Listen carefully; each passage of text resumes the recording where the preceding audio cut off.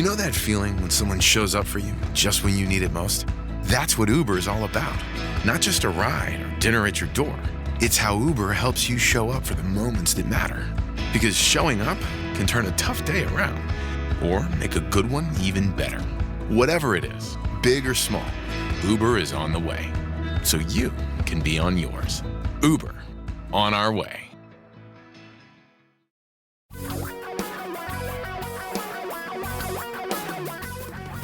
Reality radio for a really great future. We're talking real money. Hi, this is Tom Cock. Let me make sure I have this straight. It's not enough that the stock markets are down, between 20 and 30% this year. And hopefully you have some fixed income in your portfolio that's cushioned that blow. It's not enough that they've sold off so very quickly these last few weeks, creating this bear market and, frankly, a lot of panic among us. It's not enough of all those things. You still insist, for reasons that I'm trying to understand, frankly, that you should own individual stocks, individual companies. Let's just talk about this for a couple of minutes. And we're taking a day off from the how do I respond to the downturn in the market, because Dawn is doing a great job of that every single day. In fact, I'm even making my wife and daughter listen to it every day so that they understand what's going on. Individual stocks, okay? Why do you own them? I really think there's just a few reasons why you think you should own them. Number one, you believe that owning those individual stocks will make you more than just the stock market. You believe you own individual stocks because you know more than others, which brings me to number three, I think is the real reason. You own individual stocks because you want the bragging rights. You want to be able to say, I bought Amazon in 1998. I bought Microsoft in 1985 and sold it in 1999. I was a really smart person. Let's talk about a few of the realities. Well, let's give you a few examples first because, wow, they're pretty astounding. The great manufacturing company, the company that has built all those wonderful airliners, sent them all over the world, Boeing, and if you believe one prognosticator whose name I shall not mention on this podcast, he's saying Boeing won't survive without a big government loan of some kind. It's going to run out of money. Boeing, inside the last 12 months, was trading at $398 a share. And today, this is recorded on Wednesday, intraday, it is trading at 98. 398 to 98. That, by my rough calculation, is somewhere around a 70% decline.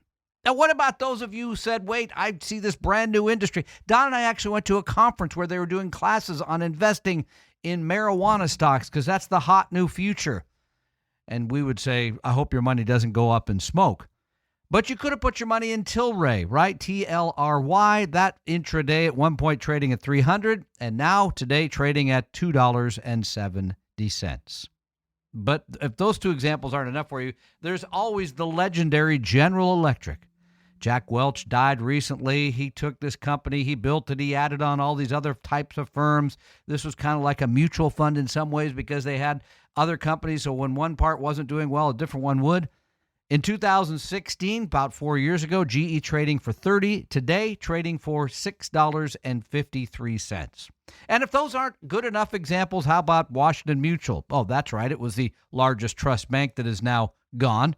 Enron, the legendary energy trading firm. Oh, that's right. It doesn't exist anymore. Or WorldCom, which was going to change the way we communicate until they could no longer communicate.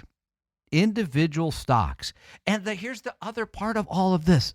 Two other things to remember. Number one, about 90% of the trades today are done by institutions.